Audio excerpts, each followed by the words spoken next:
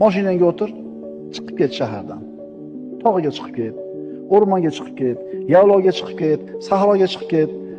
Bo'g'ilib, dimlanib, shaharda tutunni changini yutib o'tiravermasdan, ora-orada shunaqa qilib turgan. O'zingga bir kun dam olish kerak. Hozir ayni shunaqa qiladigan payt.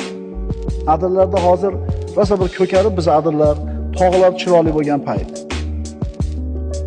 Ochiq turgan mana shu koinotning kitobiga nazar solish kerak, birodarlar.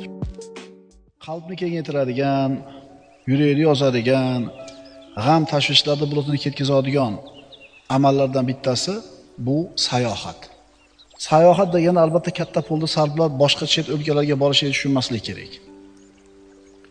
Tog'larga chiqib ketish, o'rmonlarga rihla qilish, sahrolarni kezish, qirlarga sayr qilish, tabiatni qo'yniga chiqish, tog' toshlarga nazarga solish.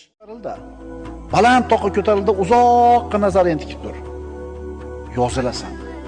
Kenglik insonning qalbini yozadi.